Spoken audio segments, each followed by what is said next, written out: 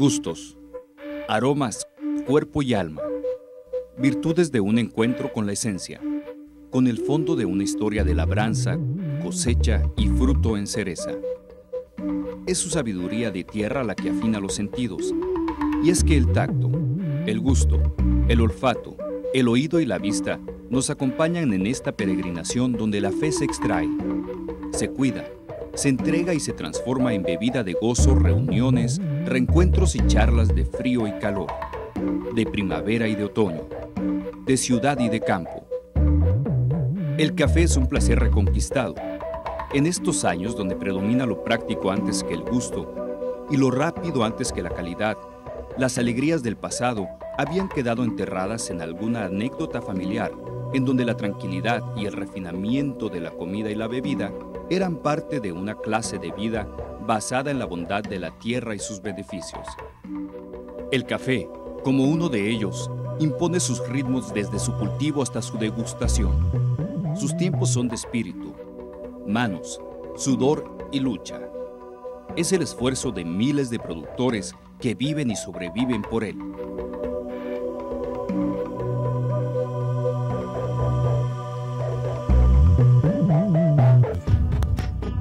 El café es la segunda materia prima que más dinero mueve en el mundo, únicamente después del petróleo. De su producción dependen más de 100 millones de productores que viven en condiciones de extrema pobreza. Paradójicamente, la mayoría de ellos, en países del tercer mundo, cuentan con este fruto para hacerse de un mínimo ingreso con el cual satisfacer sus necesidades básicas y viven inmersos en la paradoja a la que invita el sistema comercial en el que vivimos. Mientras que un consumidor paga 10 pesos por una taza de café, un productor recibe únicamente 8 centavos. En México, alrededor de 12 millones de personas viven de su cultivo. Aproximadamente 283,000 productores de café, de los cuales 200,000 poseen lotes de menos de 2 hectáreas, de los cerca de 411 municipios en los que se cultiva café, 349 son considerados zonas de alta marginalidad, en donde el 60% de sus habitantes son indígenas. No obstante las condiciones, muchos de estos productores se han agrupado en pequeñas organizaciones cuya historia es el recuento de una hazaña, la del empeño y la lucha de ellos y de los consumidores solidarios de la metrópoli de crear un sinsentido, el mercado justo.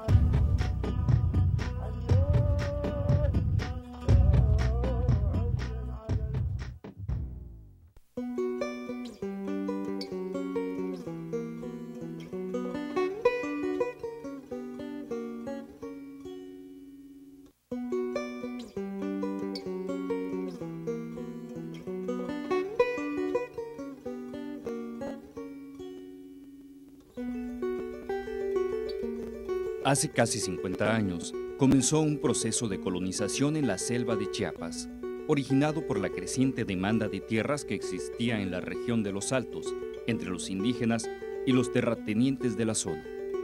En los Altos de Chiapas, lugar de origen de tzotziles, celtales y tojolabales, se vivía una situación de explotación extrema por parte de los finqueros del lugar, quienes generalmente, de acuerdo con las autoridades locales, mantenían a sus trabajadores indígenas en condiciones de semiesclavitud y extrema pobreza. Pues casi el de junto de nuestro papá pues vivían allá en la finca del Momón. Trabajaban pues era el patrón pues estaban de mozos pues. El trabajo pues todo el patrón molían la caña, hacían la panela, pero es todo el patrón, ellos están de mozos. Pues ellos sufrieron bastante en esos tiempos porque trabajaban pues con patrón y no tenían cómo defenderse, no había carretera.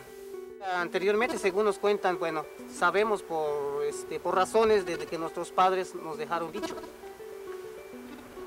de que anteriormente pues solamente conocían el trabajo del patrón, solo conocían las tareas que les daba el patrón, pero no había modo de organizarse para defenderse. Yo me quedé admirado de que todavía existieran peones acasillados, ¿verdad? En una verdadera situación de esclavitud, Para nosotros que llegábamos del norte, ver esta situación se nos hacía imposible que esto existiera todavía, ¿verdad? Sueldos de 50 centavos y de 1 peso. Gente que prácticamente era esclava, eran los finqueros eran dueños de ellos, ¿verdad? Fue por ello que, favorecido por la expedición de decretos y resoluciones que declararon terrenos nacionales o bienes comunales a la mayor parte de la región conocida como Selva Lacandona, que este proceso de colonización se constituyó como la única salida para que miles de familias buscaran nuevas y mejores oportunidades de sobrevivencia. Al leer el Éxodo, ¿verdad? Al leer el libro del Éxodo, la gente toma conciencia. Dios es un Dios que quiere la libertad y no la opresión. En un proceso que duró alrededor de 25 años, las tierras ofrecidas por el gobierno fueron colonizadas por diversos grupos étnicos originarios de las tierras altas y frías del estado, poblando valles enteros y cañadas inaccesibles.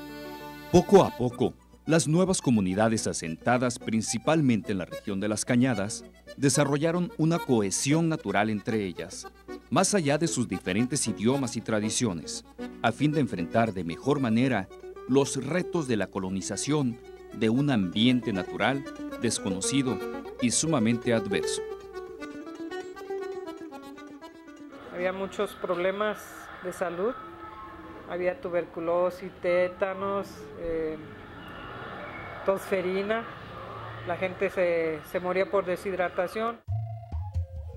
En los comienzos de este difícil proceso, la Iglesia Católica jugó un importante papel en la formación de distintas organizaciones sociales y políticas en la región, ya que la presencia gubernamental era casi nula y estaba permeada por la corrupción y el control corporativo hacia los campesinos. Mira, en ese tiempo la iglesia tuvo un papel grande, no había ningún programa de gobierno para las comunidades, ¿no? No había, en ese tiempo el gobernador era Jorge de la Vega Domínguez, y ya después, pues como siempre ha habido cambios aquí de gobernadores, hubo algunos proyectos que impulsaba el gobierno, ¿verdad? Creo que uno era Codecom o algo así, pero no llegaban a la selva, ¿verdad? En la selva empezó a llegar, por ejemplo, acá en Ocosingo, por vía de la misión de los padres dominicos, pero yo me integré allí, padres dominicos americanos que fueron expulsados, fueron las primeras expulsiones de sacerdotes, acusándolos de incitar al levantamiento de los indios, como decía la gente. Lo que hizo posible que en Cañadas pudiera existir una organización, que estos campesinos que se fueron en busca de terrenos para sobrevivir, que no se conocían entre sus propios pobladores, ¿no? Hay un primer trabajo que es el catequístico, la diócesis. Pues los empieza a cristianizar, los empieza a relacionar, muy importante. La iglesia puso agua, si no potable, agua entubada, ¿verdad? El hospital de Altamirano en ese tiempo era el único que tenía todo lo necesario para operaciones, para radiografías, dicho por el propio licenciado de la Vega, el hospital de San Carlos, que todavía existe.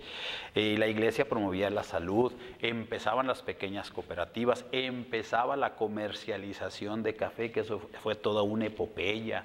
Realmente fueron actos heroicos de los hermanos de sacar el café, a veces a pie de carretera, si se podría llamar carretera, aquellas brechas tremendas, terribles, o en bestia, ¿verdad? Y a veces en avioneta. Pero era realmente heroico lo que se hacía, llevar la mercancía a las comunidades para las pequeñas cooperativas.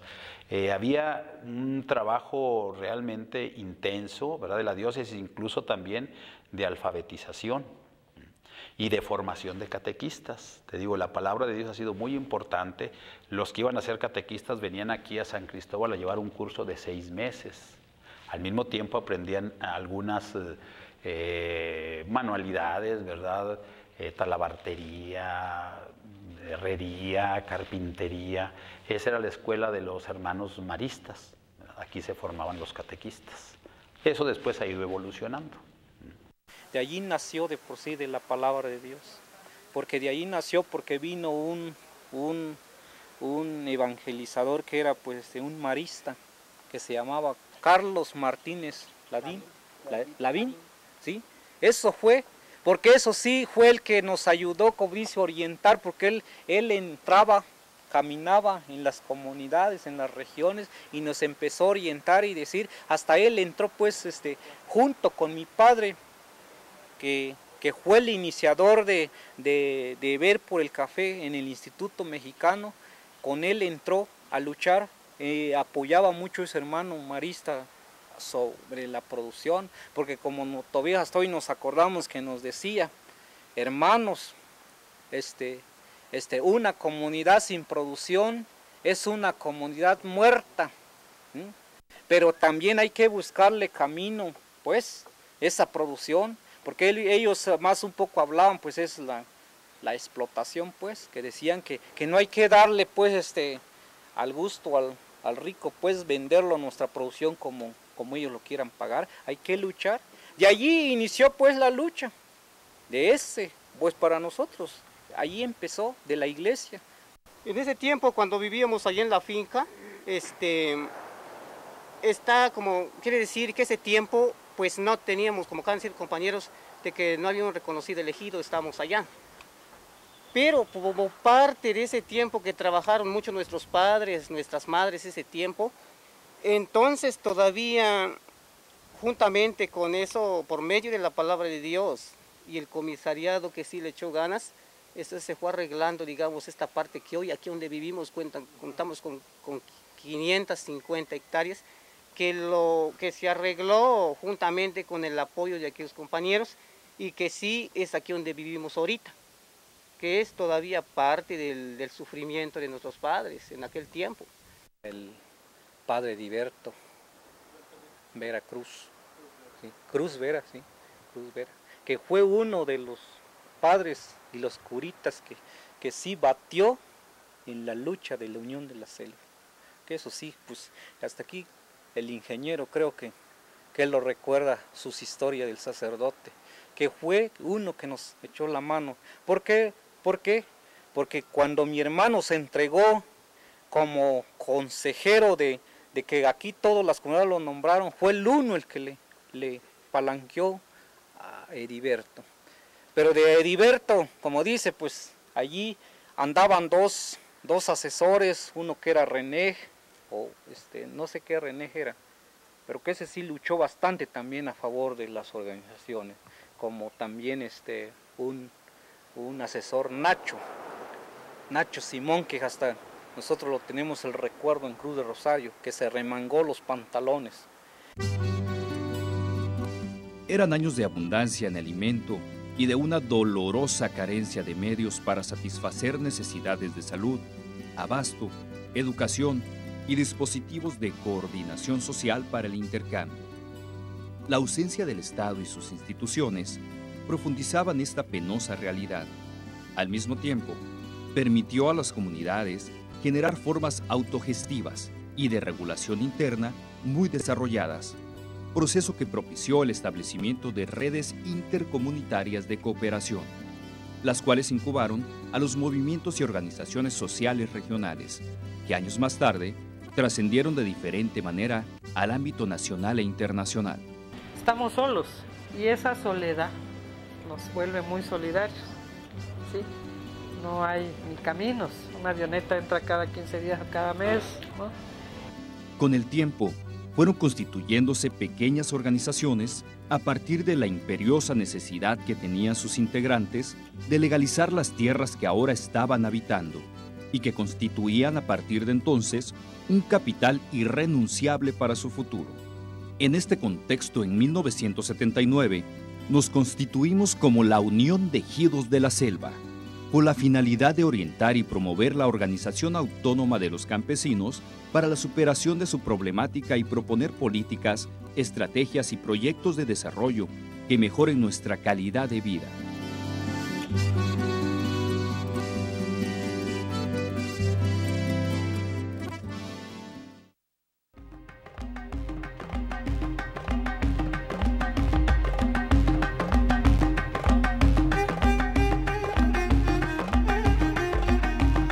La lucha por legalizar tierras nos llevó a emprender un proceso de acercamiento e integración con otras organizaciones campesinas, para lograr así mayor representatividad en la lucha agraria.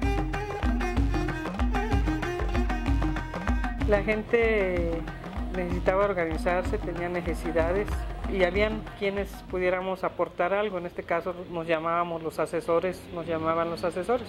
O sea, el elemento, las condiciones estaban, ¿no?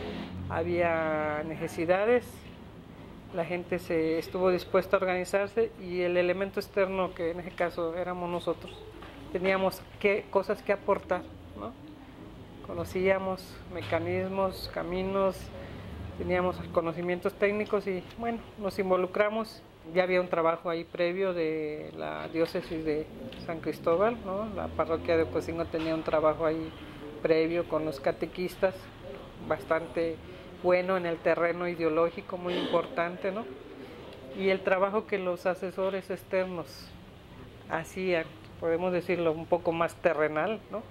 Eso era lo que permitía que se consolidara la organización, ¿no? Mira, en Huitiupán empezaba CIOAC,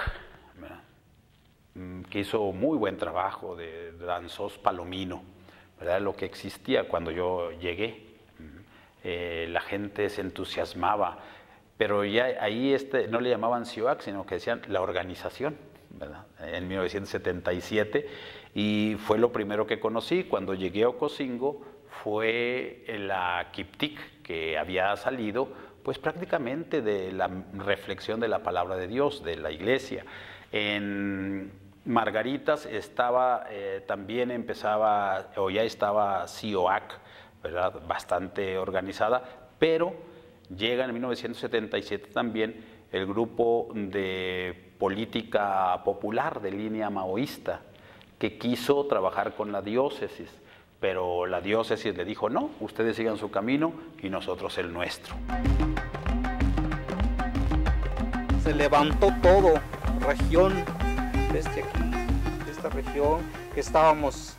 Y ahí sí ya nos unimos con la ARIC, Unión de Uniones, ¿sí? De Ocosingo, que era la organización más fuerte que había también. Ahí nos aliamos, éramos las hermanas organizaciones que nos teníamos, Unión de Ejidos de la Selva y ARIC, Unión de Uniones. Fue con ese peso de toda esa fuerza y organización, fue como se fueron logrando los caminos. Por esa misma necesidad, nos organizamos más así como con grupos, con comunidades. Nosotros no éramos los de la Unión de la Selva, ellos eran los que empezaron al principio aquí en Momón, Cruz del Rosario, pero por las necesidades que se vio, la necesidad que tenemos cada uno, también nosotros nos venimos a buscar pues el grupo, ¿no? ¿Sí? Ese es algo de que nosotros, si estamos en alguna organización es porque hay algo que se necesitaba, ¿no? El problema del decreto de la Comunidad de La Candona era que se había dotado bajo un decreto presidencial por el entonces presidente Echeverría, se les había dotado a los lacandones de 614,000 hectáreas. En ese tiempo eran 66 jefes de familia lacandón.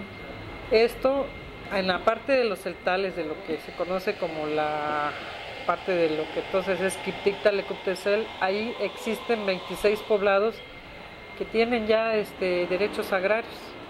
Son casi 2,000 familias, 1,823 familias que están afectadas por este decreto. El decreto dice que las 614,000 hectáreas le pertenecen a los lacandones y todo lo que esté o todas las personas que estén ahí, que se les encuentre dentro de esta área, no deben estar, tienen que ser desalojados o reubicados. Pero aquí pues ya llevan algunos poblados viviendo más de 20 años, ¿no? Algunos ya tienen documentos definitivos, otros están en proceso.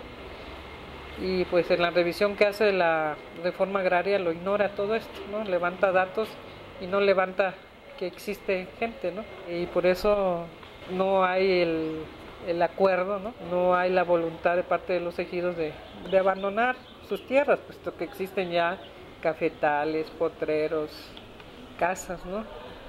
Están dispuestos a morir ahí, ¿no? Entonces inicia esta etapa de movilización, de negociación. En ese momento todo es adverso, todo se quiere resolver con el ejército. Hay varias incursiones del ejército mexicano para amedrentar a la población, pero sin embargo, bueno, hay una organización, ¿no?, que se está gestando, una organización que está creciendo y una organización que va a luchar, ¿no?, por los intereses de sus agremiados, ¿no? Entonces se inician las movilizaciones desde 78 y en que, bueno, se pugna porque empezar a proponerle al Estado un cambio de deslinde. O sea, no se está contra el decreto, se está por un cambio de las líneas, ¿no? Está bien, las 614,000 hectáreas para los lacanones, no hay problema, pero respeten donde nosotros estamos posesionados. Incluso se le hace la propuesta al Estado de lugares que existen, ¿no?, terrenos nacionales donde pueden pasar la brecha, ¿no? Entonces, bueno, esa lucha consolida mucho a las organizaciones, ¿no? De hecho, nos sirve, es el motor mucho tiempo para que las uniones, los ejidos permanezcan unidos. Pues es una lucha que permitió una movilización interna, que permitió que al interior del Estado, ¿no?, la gente también se conociera con otros ejidos. Fuera del Estado, gente viajó a Campeche, Veracruz, Sonora, Sinaloa, el Distrito Federal, en busca del apoyo y de la solidaridad de otros campesinos y otros trabajadores. Cuando se hace este planteamiento, hay también posiciones radicales al interior de que piensan que, pues, de que hay que resolver los problemas de manera drástica, ¿no?, radicales, pero bueno, también hay el llamado a que las cosas no generan nada bueno de esta manera y se propone que sea una estrategia que nos vaya haciendo crecer, ganar y no perder. Contrario, para nosotros era muy grave que algún campesino tuviera que ser detenido, encerrado, desaparecido, ¿no? O sea, siempre tratamos la línea que fuera una línea de discusión de los problemas, de ver claramente las opciones, las ventajas, las desventajas, no lanzarse a una lucha del todo o nada, no lanzarse a una lucha donde se fuera a perder, ¿no? Porque lo de menos eran los asesores externos, ¿no? O sea, nosotros desaparecíamos y ya, ¿y qué, no? Pero la gente queda con sus problemas, con su miseria y no se le ayuda, ¿no? Con tiempo y esfuerzo, alcanzamos nuestros objetivos. Para mediados de la década de los 80, todos los integrantes de la Unión teníamos asegurado un pedazo de tierra. No obstante, con todo y el beneficio que esto implicaba, también nos llevó a una crisis que cuestionaba nuestro funcionamiento y futuro como organización. Fue un periodo en el cual no podíamos generar respuestas y propuestas para las nuevas exigencias de las comunidades, hecho que nos debilitó. Se fueron todos los dirigentes. Eso fue muy bueno, pero siguieron ellos. Sin embargo, y como respuesta a esta crisis, comenzamos a generar nuevos objetivos y ejes de acción enfocados esta vez a la solución de problemas sociales concretos, tales como la construcción de caminos, el abasto, la salud comunitaria y la capacitación para las labores del campo. Incluso, fue en esta época cuando hicimos los primeros intentos de comercializar café. Me acuerdo que, te digo, llegó casi a cero la organización, pero sin embargo seguíamos haciendo reuniones, ¿verdad?, animando a la gente a volverse a reunir para vender sus productos a mejor precio. Era una lucha continua, ¿verdad?, con el Inmecafé. El famoso remanente, que daban el remanente, que no lo daban. Bueno, cuando parecía que todo se había acabado, volvía a surgir.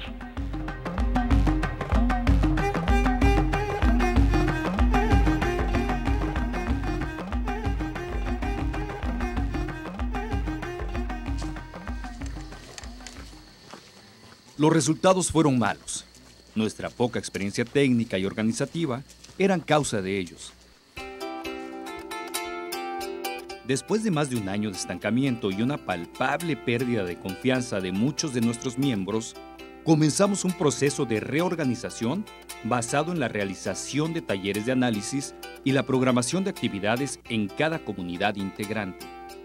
Del mismo modo, hicimos un recorrido realizado por una comisión designada para conocer otras experiencias organizativas de diferentes cooperativas campesinas del país. La organización busca contactos con otras organizaciones. Está principalmente la UCIRI, que es de Oaxaca, la ISMAN, lo de San Fernando, que es una organización hermana, lo de la MAFOMU. Entonces, hubieron varios cursos de capacitación donde se nombraron promotores de cada ejido, y esos promotores fueron a capacitarse. Entonces, después de capacitarse, traen información, cómo se hace una terraza, cómo se hace una abonera. Y es que en aquellos años, el café se convirtió en un cultivo de refugio para los campesinos. Se trataba de una opción dentro de una economía que había entrado en una larga crisis que continúa hasta nuestros días. Ante el deterioro comercial de las cosechas tradicionales como el maíz y el frijol, los campesinos buscamos cultivos poco costosos y que ofrecieran ingresos monetarios regulares. Y para los muchos que estamos en estas condiciones y habitamos las sierras, una de las pocas opciones disponibles fue el café. Hoy en día en la Unión, nos consideramos una organización fraternal, autónoma, plural y laica, agrupada con el fin de solucionar los problemas agrarios, económicos y sociales existentes en nuestra región y para transformar las condiciones de pobreza e inequidad en que vivimos por medio de la participación, la solidaridad, la educación, la organización productiva y el aprovechamiento y la protección de la naturaleza.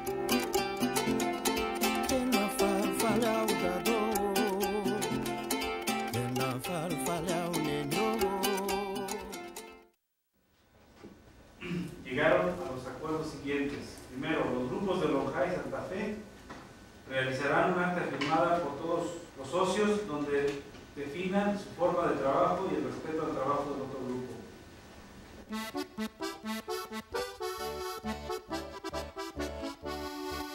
Con una estructura y un proyecto productivo definido, nos abocamos a la tarea de constituir distintas figuras asociativas basadas en las diversas áreas de trabajo que plantea la cafeticultura, como son la comercialización, la asistencia técnica, la producción y la transformación para ejecutar proyectos de desarrollo económico. Pero hubieron varios obstáculos que salvar para poder alcanzar éxito en todos los retos que plantea el cultivo, el beneficiado y la venta del café a precios redituables. Por ese tiempo, los compañeros no conocíamos cómo es pesar un bulto de café. Nada más llevamos el café y entregó un bulto y él sabe cómo lo pesa y todo. Los compañeros realmente no conocíamos cómo es una báscula, cómo se pesa, ¿no? Y en ese tiempo la gente más que andaba en la ignorancia, pues como dice, y la pobreza y la misma necesidad, pues nos hacía, como dice, caer, pues allí, hasta a veces que con los coyotes que decían, hasta tuviste en flor, ya se está comprometiendo el café y se vende, por la misma necesidad. Años antes, los productores contábamos con un organismo que apoyaba el desarrollo de proyectos productivos de café y que constituía un elemento clave para la viabilidad de estos, el Instituto Mexicano del Café, INMECAFE. A través de él, los pequeños productores teníamos acceso a financiamiento, asistencia técnica, además de fungir como importante regulador de mercado. Al entrar el INMECAFE, pues fue el que fue regulando, como dice, un poco el precio.